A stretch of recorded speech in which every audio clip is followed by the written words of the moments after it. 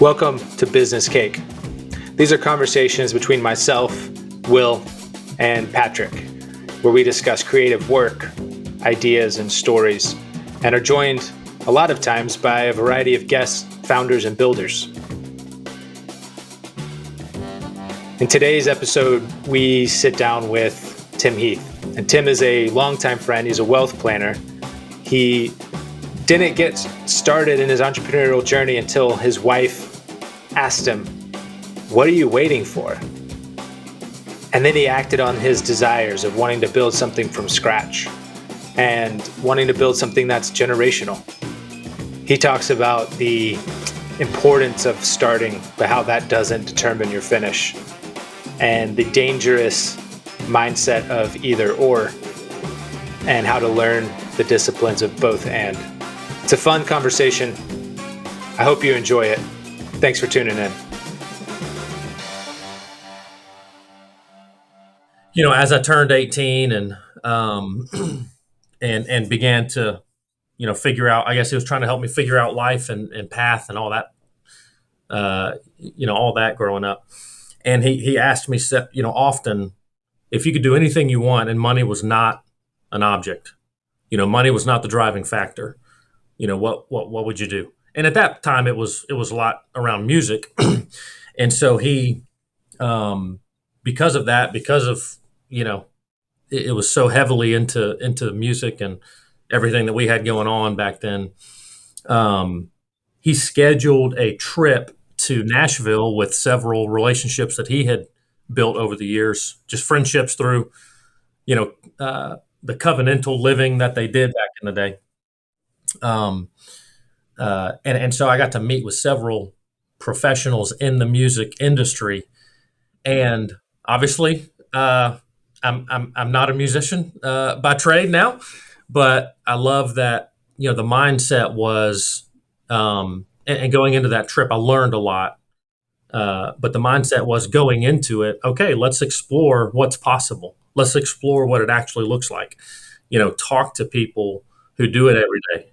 Talk to people who are living the life that you have in mind, and so that was a awesome filtering process, experience to go through that helped clarify those things.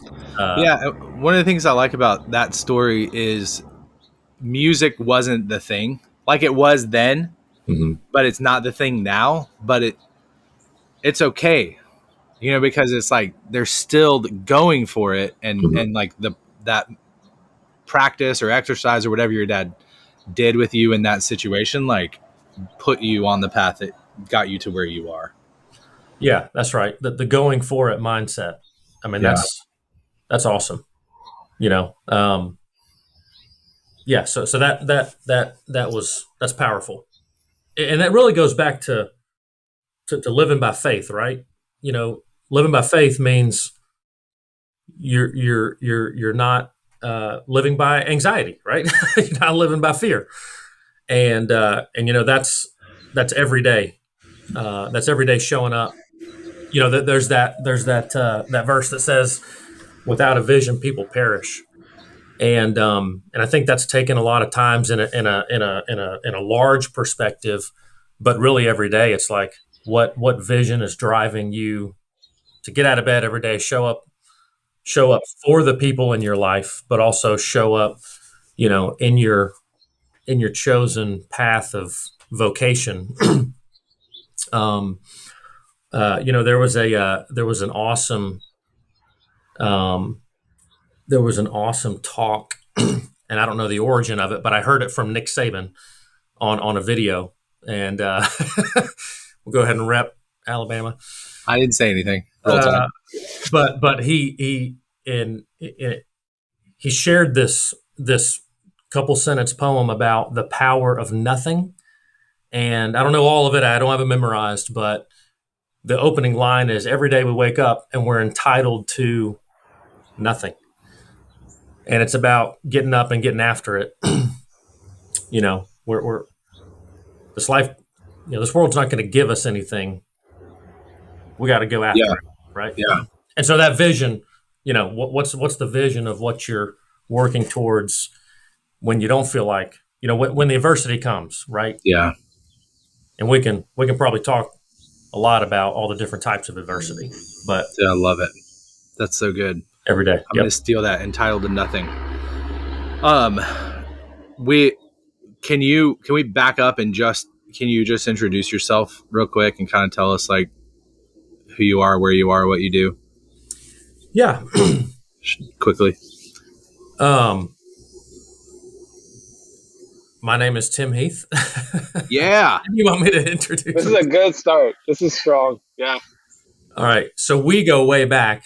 But for whoever's listening to this, I'm Tim Heath. I'm in Mobile, Alabama.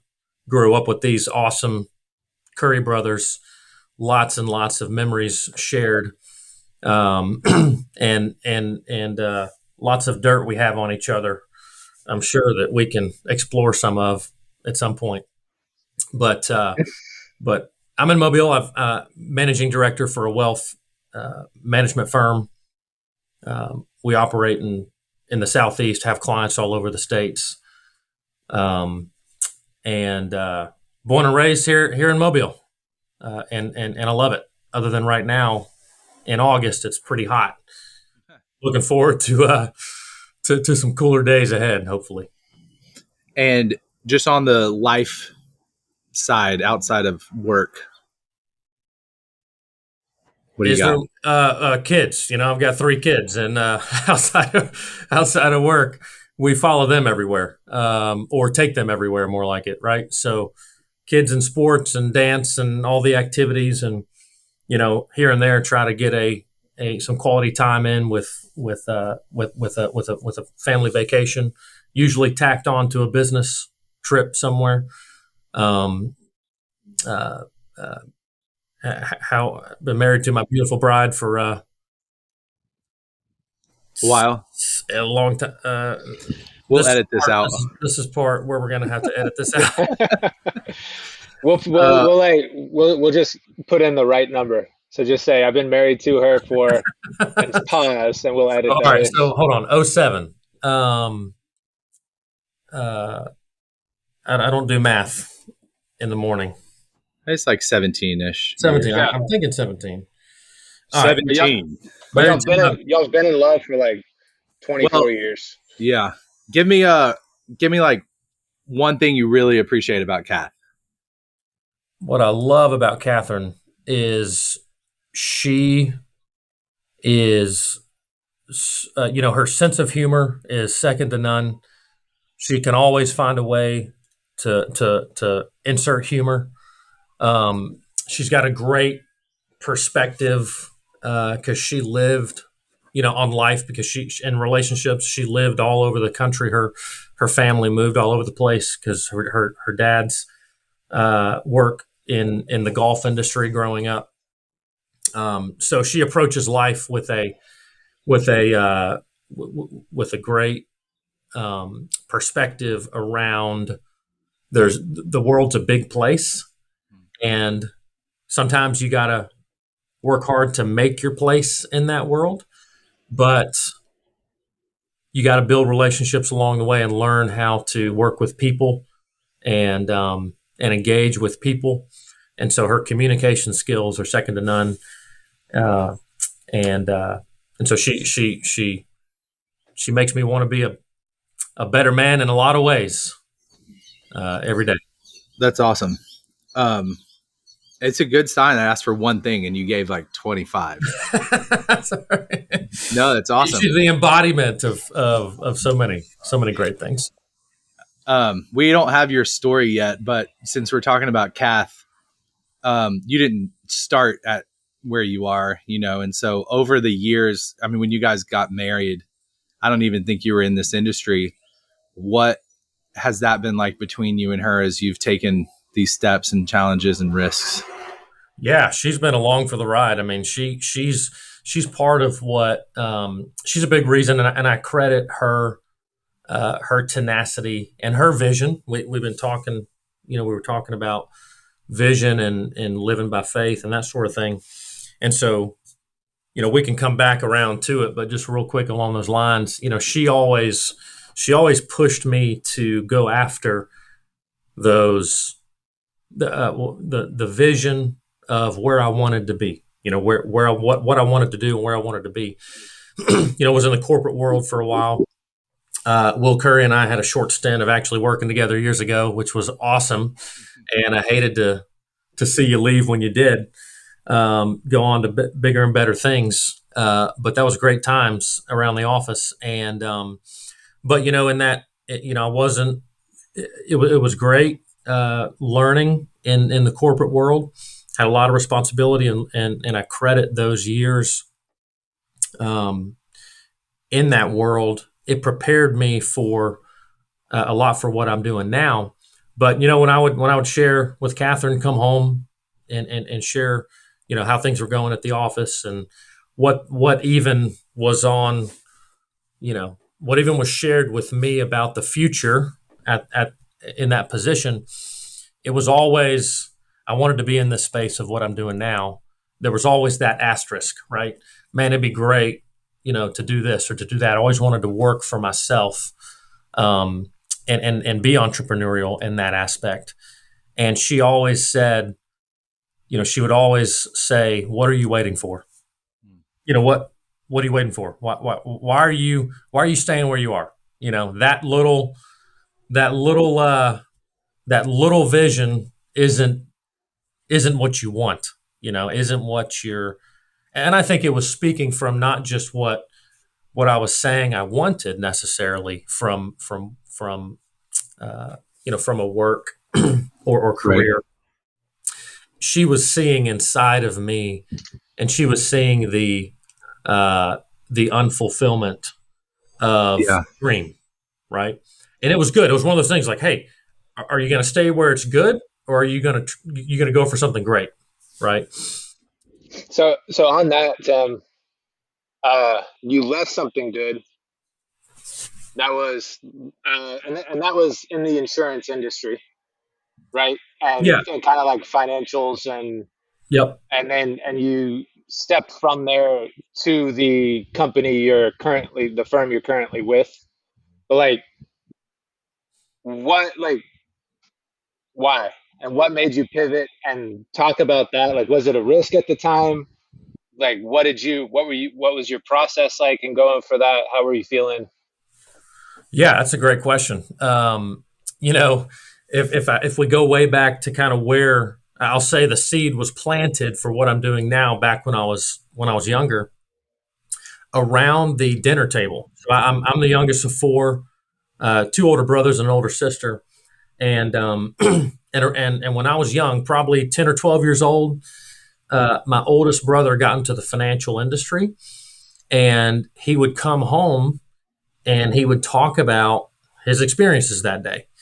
And, I don't remember a whole lot of specifics about those conversations. I just remember the idea of working with people around their resources to help them, maximize, optimize, those resources available to them of what they have. And, and so I got interested in, obviously the component of that in our world is the investment markets. So way back in the day, when we used to have these things called newspapers, that these wonderful people would drive around at 3 and 4 a.m. in the morning and throw to our doorstep. When next I would read the Sunday comics, but then throughout the week, they actually printed the stock prices in the Mobile Press Register. And so I would just look. I would look at those and just begin to absorb as much as I could around this idea that money can work for us. How old are you at this point in the story? 10 or 12 years old. Okay. Yeah. So wow. 10 or 12 years old, hearing about my brother's experiences day to day, and he ended up going off to another industry. But the months that he was experiencing that, come home and have dinner table conversation. And man, that just grabbed a hold of me at that point. We didn't grow up with a lot in my family. And so probably part of that was just a self selfish desire um, to build wealth, but and start that journey, but having an opportunity to understand, money's not everything. But we do live in an economic reality, and I've heard said, money's not everything, but it's pretty darn close to oxygen. Like, we can only do so much without it. It's how the world runs. And so, that grabbed hold of me at a young age. And it was kind of one of those seeds that were planted and just uh, uh, over time was just kind of in the background. And so, growing up, fast forward into college, got a finance degree in college, and came out and started working on the corporate side of the auto insurance industry, among other, among some other things. But being in the corporate world, learning how business runs, learning how to, multitask, and just build my business acumen per se. But always in the background, I was like, man, I'd love to be in the financial industry. I'd love to help people work one-on-one with people to help them steward their resources really, really well in order to grow wealth, for the purposes of, everybody has their own definition of wealth and success. But I, my driving factor is helping people realize their dreams through adequate management and deployment of their economic resources. So when you say corporate world, what was your actual job? Like, what were you doing? Yeah. So I call it, I'll kind of lump it all under, general business development. Had an awesome opportunity where, this gentleman that, we all know, Michael. He's a very successful entrepreneur on his own. Yes, serial entrepreneur, awesome. But man, so down to earth, such a great guy from a great family, and he tapped, he through our friendship, from playing church softball, right, like back in the day, from just being in the same community. I think he was looking for a younger, person to come in that he could that he could tap and really develop, and I look at that time as a pivotal moment where he basically said, hey, I've got some things that I could use a good person for, and they called me an intern. I came on as an intern. And I spent some time in the IT department, spent some time with the marketing department, spent some time with the accounting department, spent some time just learning the different aspects, and just there to be, really, I felt like I was there to be of service to whoever and whatever needed to be done. I was still in college. I still had 2 years to go. That was 2007. So that year I got married, bought my first house, and started a new job. This I will call it an internship, and so that position developed into, a more business development type position where, we had several different companies. There was a shipping company, material handling. There was an auto insurance company, and there was a local auto insurance agencies that we worked on, and also a tax preparation business, and also we leased a motor vehicle leasing company. So Michael would find a good opportunity and take it. Yes, that's kind of where he ended up. And what do you think his intent with you was during that time? I looking back on it, I don't think we ever necessarily defined it from that standpoint. like, hey, Tim, this is the one thing I want you to do. What I took from it was he was looking for the kinds of people that he wanted on his team, and he found a place for the right person. Does that make sense? Right? So it was less about a position and more about having the right people on the bus. There's this awesome book called Energy Bus that talks about having the right people in the right places on the bus. And so, that's certainly an aspect of business and leadership. I would say I learned during my time with Michael and his companies was find the right people and figure out a place to put them. And that's huge. And I've taken that, throughout my career, and it's paid off. That's awesome. And Pat, I'll say this, Patrick, we've had conversations about wealth over time. And one thing you said to me a long time ago that has always stuck with me is there's wealth in relationships, right? That's such a great mindset. And if we think about it, right, we're here having these conversations because of our relationships over time. The three of us, and life is about relationships and the people in your life, and the community. And there's so many aspects of wealth and relationships is, I would say, one of the main drivers of that. It even goes back to, tying the economic wealth with relational wealth is there's this, that whole understanding of, your net worth is tied to your network, right? Mm-hmm. And that's awesome. So, I learned so much, and I'm eternally grateful for that time there with Michael and his companies and what he poured into me and invested into me as a young college kid without really much experience at all. I still look back on that time and glean from, working under him and for him, such great learning opportunities. That's good. So, what made you leave that? Okay, yeah, as good as that was, right? As great as that opportunity was. Sounds good, yeah. Yeah, it was awesome. I mean, it was incredible. And I think going back to those those seeds that were planted back as a younger kid, and the desire to really work one-on-one with people, right? Be able to sit across the table, now these days a computer screen, and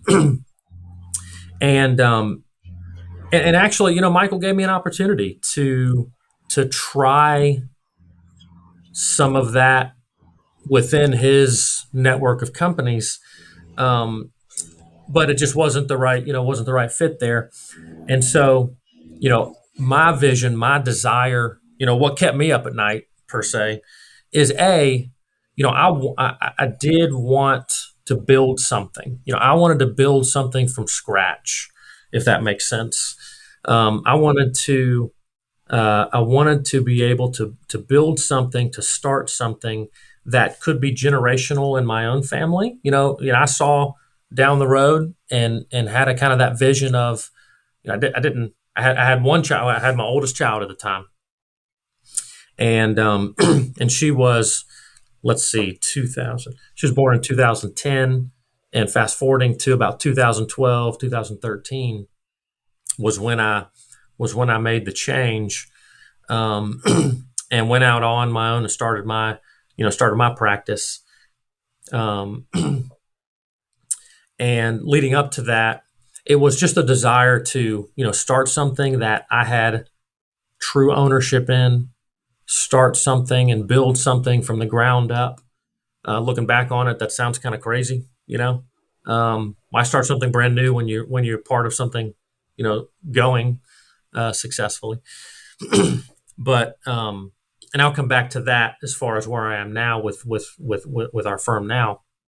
But it was the one-on-one relational impact. I didn't have that one-on-one relational impact where I could work with somebody, start where they are, right? Wherever we cross paths with them and their journey and their life journey and their business journey and their economic journey, wherever they are, to start with them there, hear their vision for their future, and plot a path to get there, right? So much of life, I think, is approached from an either or standpoint. I think that's a limiting mindset. Um, if we do it right, I think there's a lot of possibilities in life to have both and, right? To have the life that we want and, have great work-life balance and be really successful in both, right? Um, it's not, I can either work really hard or have a family life. It's not, I can, it's not an either or mindset, right? And that's an abundance mindset that I try to keep protected, because it's so. Well, yeah. It's so And the thing challenging. that I would jump in and just say about that is it takes work. It's easier to believe either or because Yeah. it's easier to do either or, but the both and is extra work, extra commitment, intentionality, Mm-hmm. and then the payoff is better, at the end of the day with it. I love that word. That's exactly right. I love that word intentionality. Growing up, my dad used to say, "Plan your work and work your plan," and I used to hate that. I used to hate that phrase. Plan your work and work your plan, son, because usually that involved probably a shovel and Yeah. digging something in the Yeah. backyard when he's off at during the summer when I'm at home and I'm a kid probably up to no good and he would always have a work plan for me. I'll wake up, sleep in, right? Sleep in till like 7 and wake up and his work plan would be out ready for me. Uh, ready to get ready to get after the day. I'll plan your work and you work my plan. Exactly. Exactly. And hey, you know what? That in and of itself is huge, right? Be faithful Sure. with others' plans for a period of time. And I think that's a growth, man. That's a whole golly. We could probably talk a lot about that too. But being faithful, helping somebody else accomplish things helps us be faithful in crafting a vision, and getting after getting after it for ourselves. But that intentionality, that word of intentionality, and that mindset of, each day is a gift, man. Each day is a gift, and the world that I live in, now in the industry that I'm in, I see a lot of adversity that my clients face, whether it's a lawsuit, their business being sued, they're on the wrong end of they're on the wrong end of a 5-car pileup. Right? They're driving down the road, and there's, had a client who was, the fifth in a 5-car pileup. So, there's personal lawsuits that happen. There's business lawsuits. There are, health related issues, disability, loved ones passing away. Those things happen, right?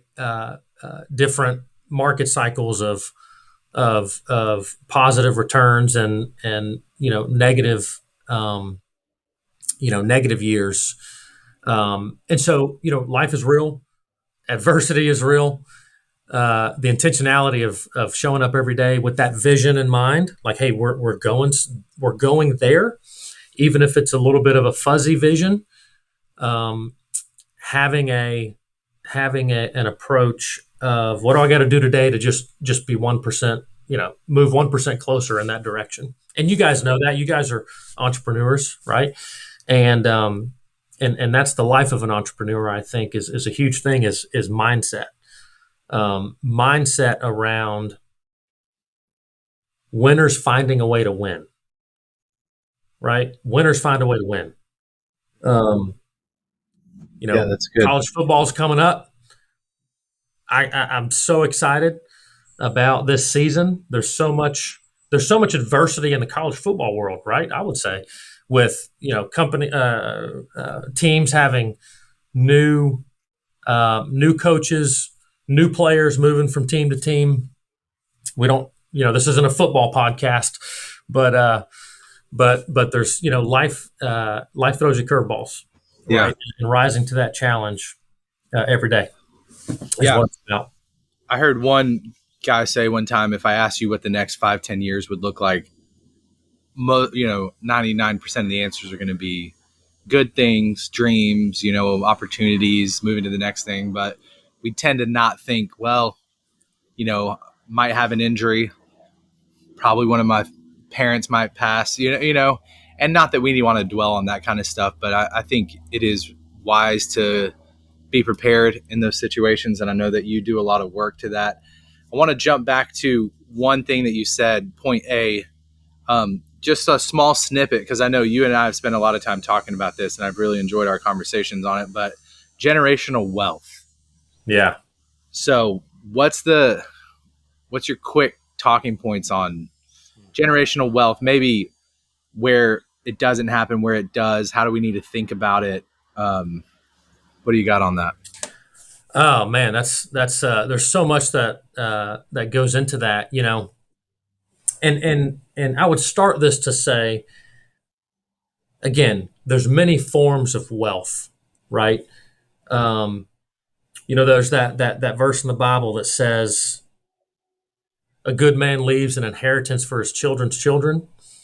I've always kind of equated that financially, and certainly we work with our clients to help them do that. But there's so much more.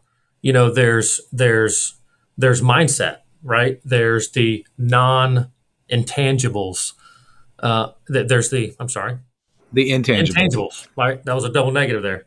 The intangibles of not just economic wealth, but also relational wealth, reputational wealth,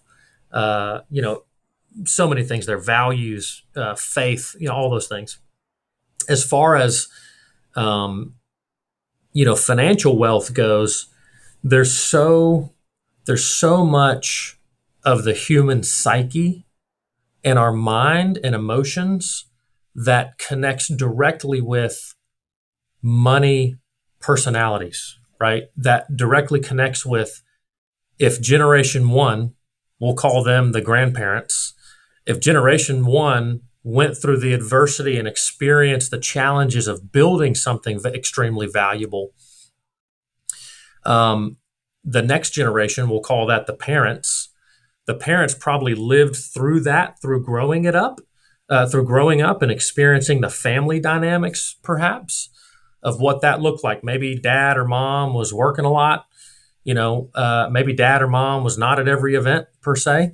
Whether it's a athletic game or things like that.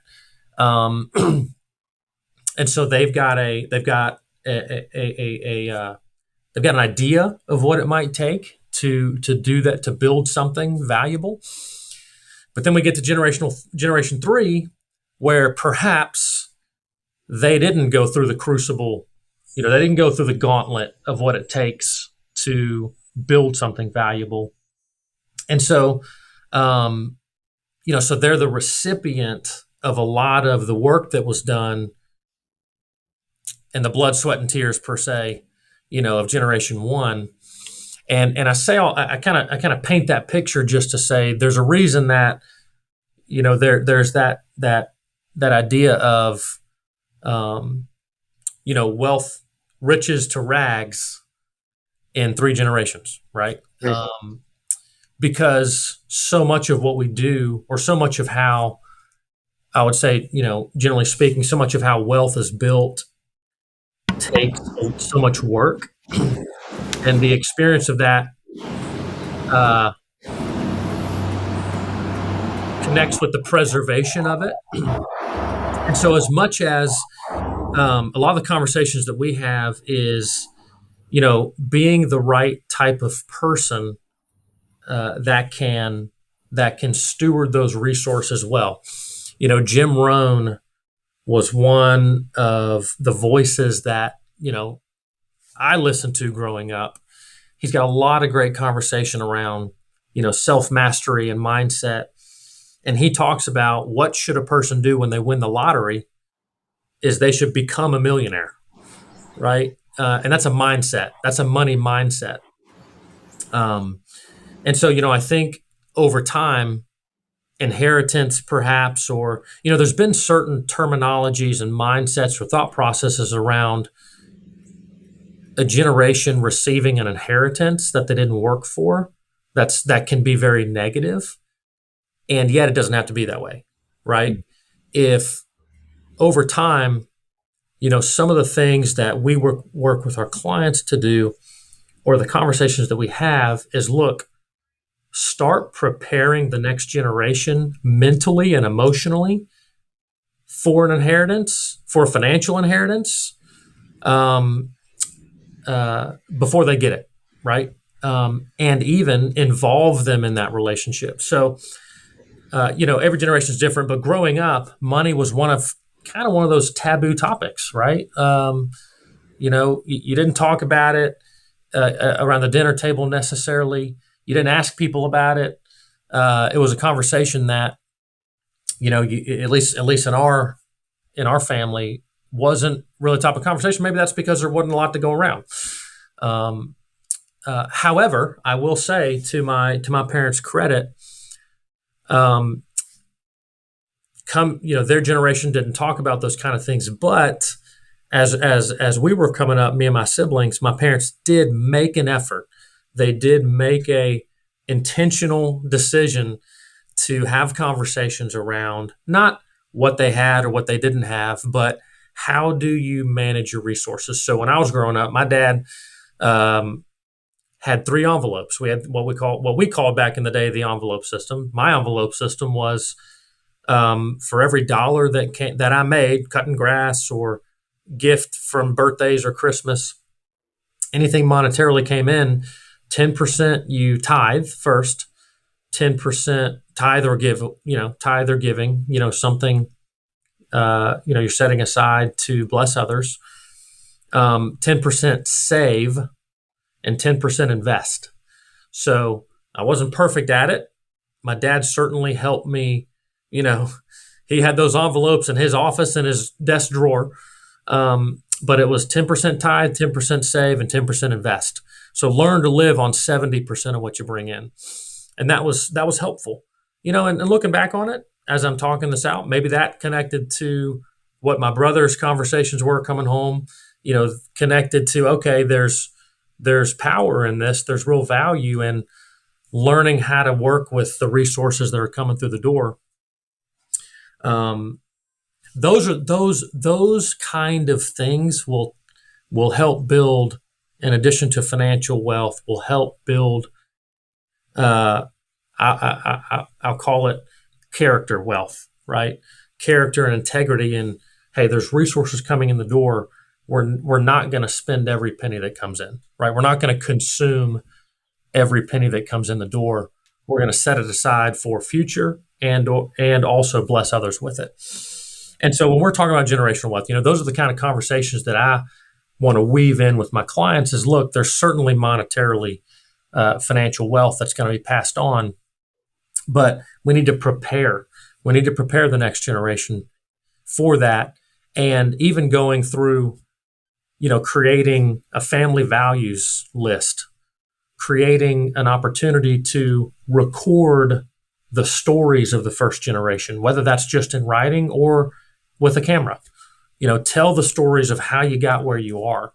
There's such a value in, I think, each generation understanding where they came from. And so understanding that, hey, whatever life looks like, how did we get here? How did our family get here? How did the previous generations live? Did they come out of poverty? Were they the recipients of, an inheritance per se? But, I think equally and maybe even more powerfully than a financial inheritance is what to do with it, how to steward it. Yeah, that's good.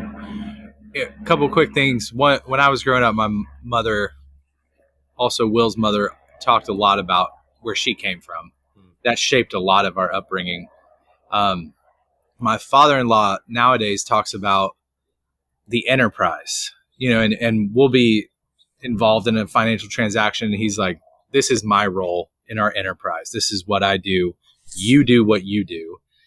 And it's changed the way that I think about, like we want to start a business, you want to run a business. And one thing my dad said is people usually overestimate what they can do in 1 year, but underestimate what they can do in 10. Mm-hmm. It's in thinking about the longer term. But if you think about the family enterprise as like 100-year business, and these are kind of some of the things you're talking about here is, and the hires are your kids, your employees, your staff, to not to take away from family, but just thinking about if I spend 100%, I'm hamstringing 70 years down the road what those people are going to be able to do, and changing our short-term to long-term mindset on the enterprise.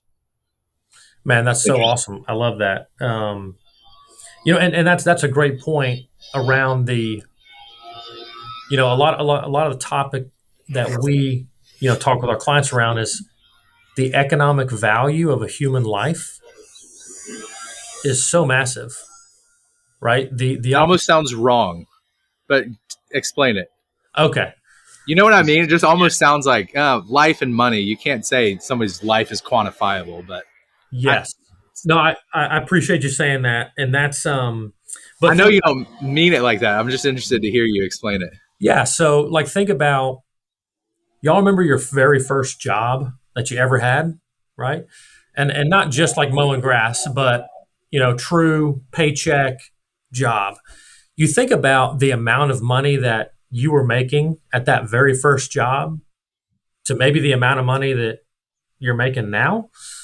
And hey, for some people that may be less today, but just than when, right? Depending on their economic situation. But over time, when we start making money, when we start getting paychecks, when we just start a business, if we calculate just the annual earnings of a person from, let's say, early 20s, mid 20s to quote unquote retirement age, that's a lot of money.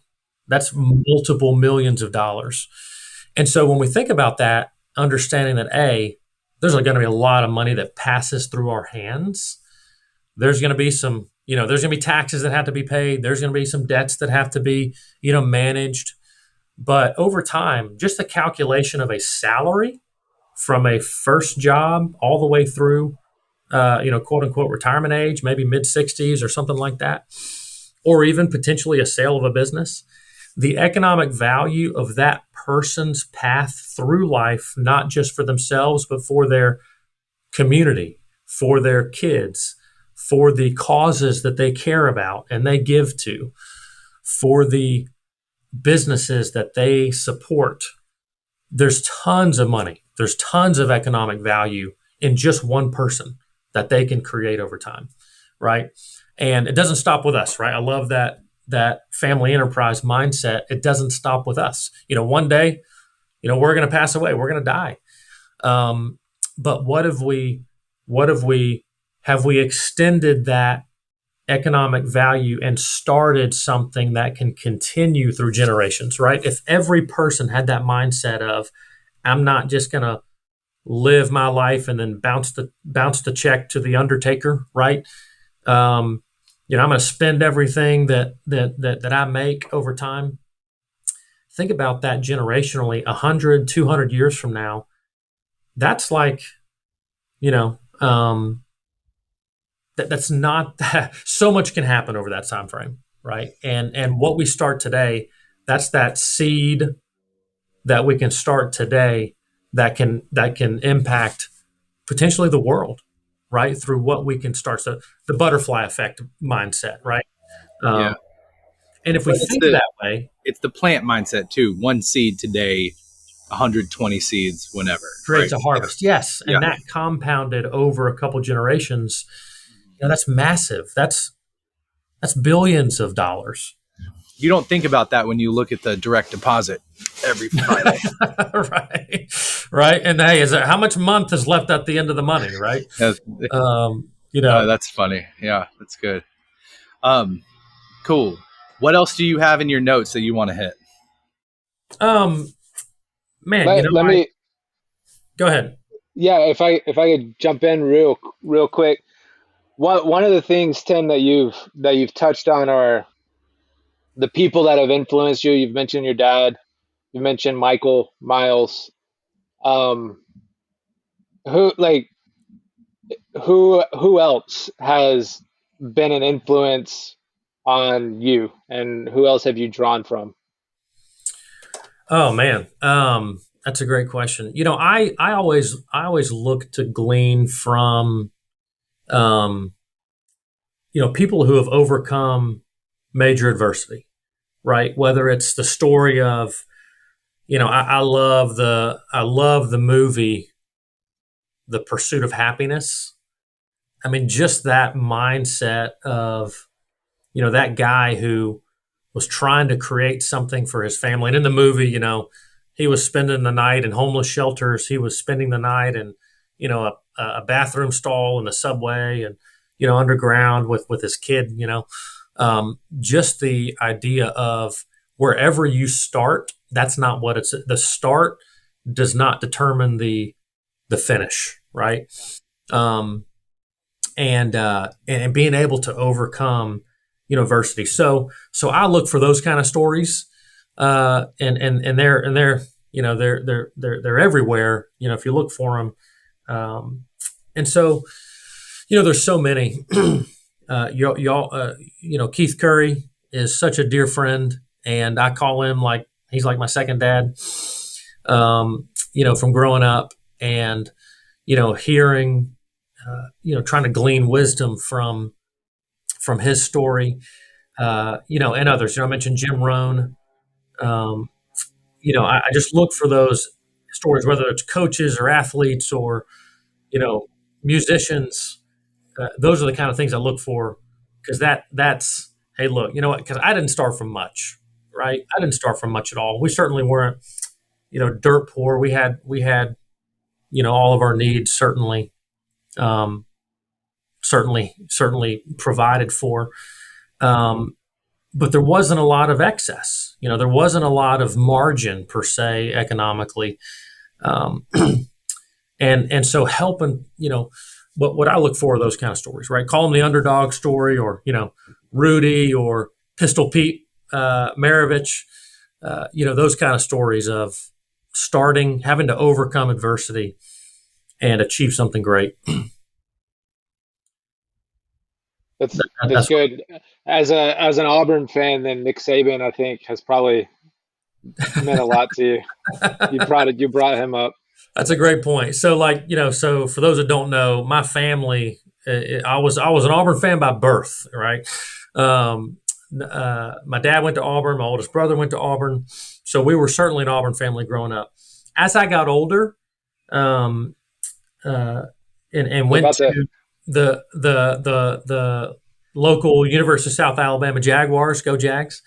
Um, I really, I'm now a Jag fan, and I'm an SEC fan. Right, as long as the okay? national championship stays in the SEC, I'm good. Uh, but all that to say, great point. You know, a lot of what Nick Saban has preached over the years is process, Yeah, and man, process driven work. Don't look at the scoreboard. Don't play to the scoreboard. Think about every play, each and every day as its own moment, right?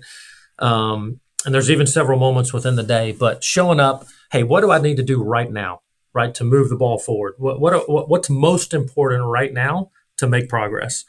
And that's such good stuff, right? That you can glean from. Um, Something that we talked about is, and obviously the world that I live in, um, as an entrepreneur, as a financial advisor, is the world of risk, right? And how we approach risk, and how risk, incorporates into our lives. And that's such an amazing topic, because in my mind, people approach it so differently, um, and people perceive or define risks differently. right? Like one person may say, you know, it's a risk to walk out the door every day. Some people say it's a risk to stay at a W-2 job. Some people say it's risky to start your own business. And that goes back to kind of that mindset of risk and how do you handle that and live within those kind of things. And I think a lot of conversation that we have, or I want my clients to understand is there's certain risks that we have permission to take, and there's others that we probably shouldn't take. For example, I love kind of this analogy of, we can drive down the road in a car and there's two pedals. There's a gas pedal and a brake pedal. And one really gives the presence of one gives the permission to use the other, right? If you're driving down the road and you've got no brake pedal, how fast are you going to go? Typically very slow, right? Unless you're just Evel Knievel or a daredevil or something, right? Or stuntman. But the presence of that brake pedal and allowing to stop or pivot or slow down even really gives permission to floor the gas pedal, if you think of it that way. If you take it in extremes, the permission to go fast is the presence of the ability to slow down. Without the ability to slow down or press the brake pedal or stop, one can go fast, but that's exponentially more risky. We can go the same speed with the brake pedal, and that reduces the risk in that moment, if that makes sense, right? And so that's the idea when we talk about risks in planning or in life. The presence of safety equals the ability to take more risk. So, economically speaking, the concepts that we teach our clients is protecting that economic value, right? If we go back to the economic value of their life, their balance sheet, their work, the presence of protection around that balance sheet allows for them to punch the gas pedal. Without protecting their balance sheet from adversity that can come their way, then they can take risk, but it's much more less calculated, if that makes sense.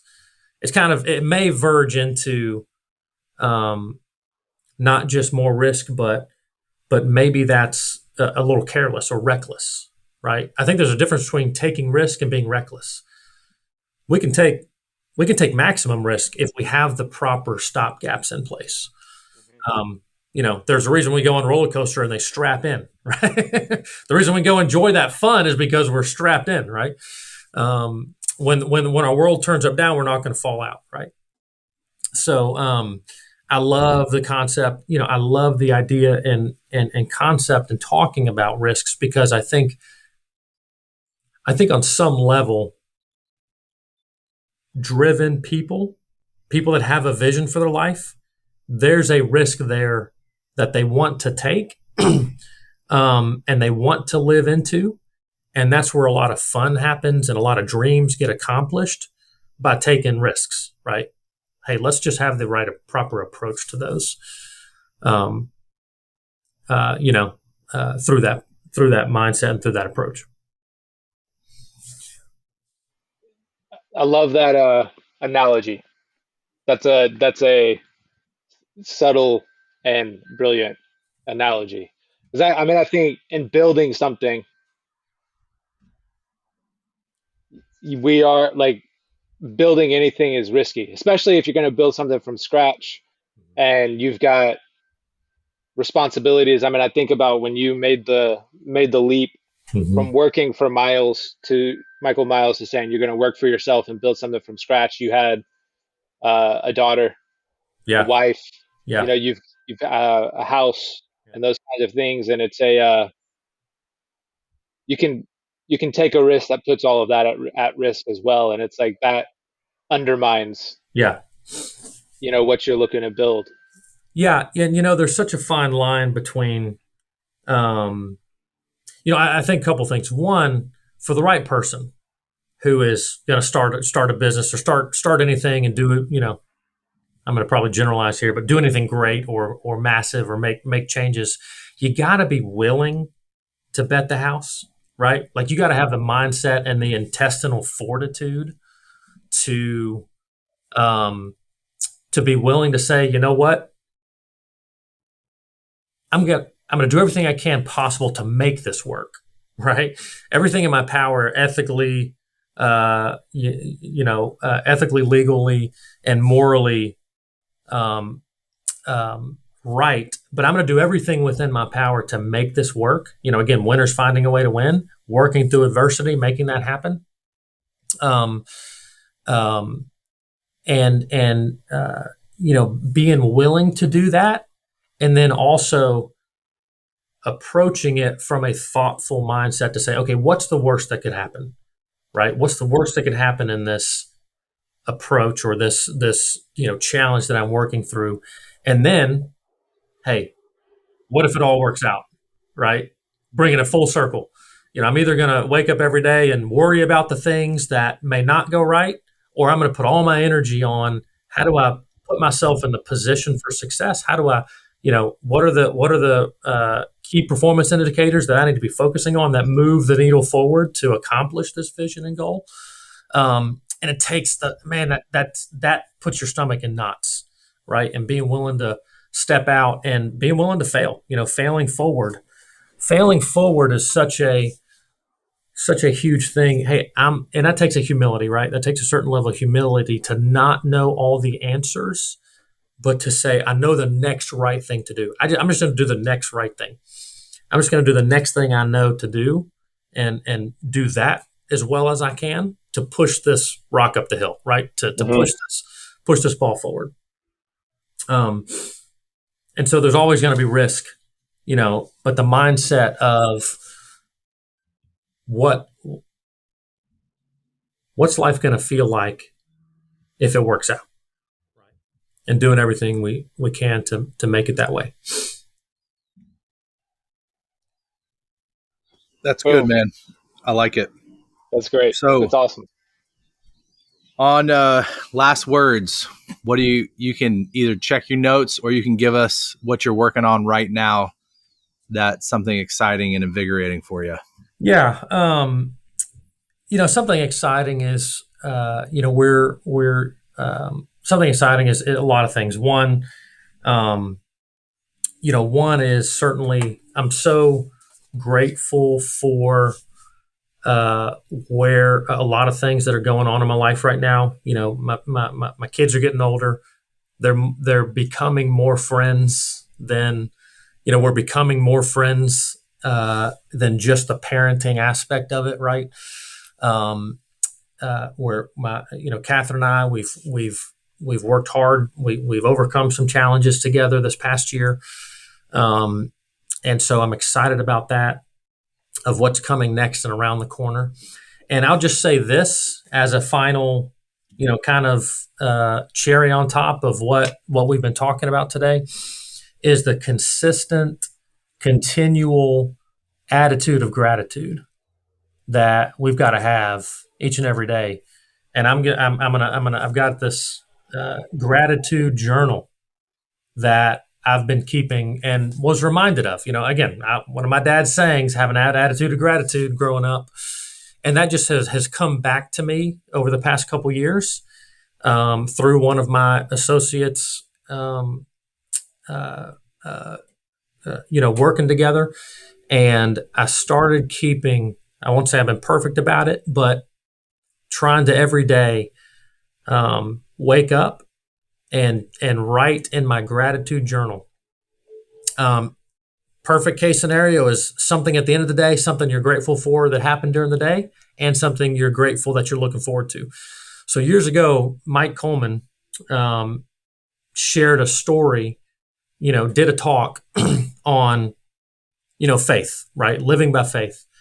And this is, this is extreme faith in my mindset, is being grateful for what you don't have yet, right? And not just tangible things, and not the prosperity gospel, right? That's not what we're talking about, but being grateful for and having an attitude of gratitude around what's coming, right? Around what's coming in your life, around what in your mind where you see yourself being a year or 2 or 3 from now.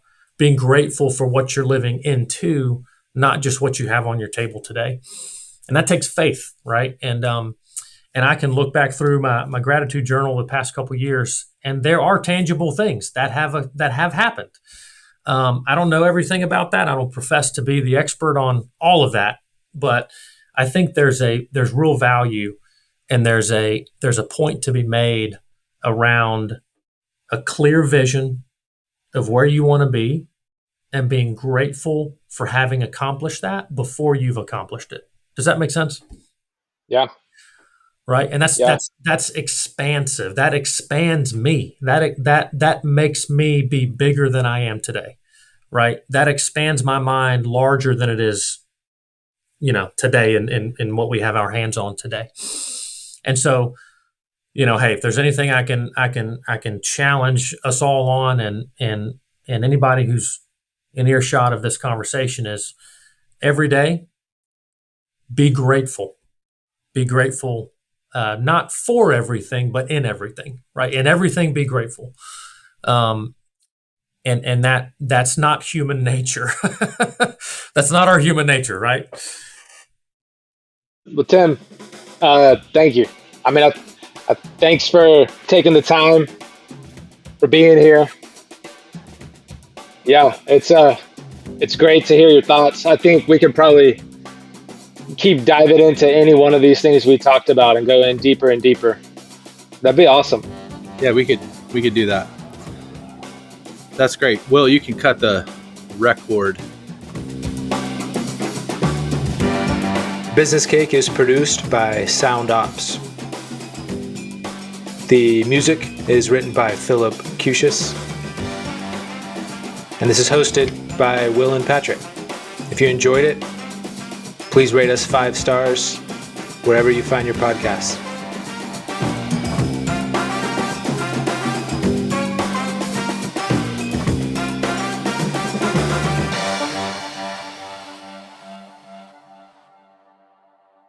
This podcast is intended for general public use and is for informational purposes only.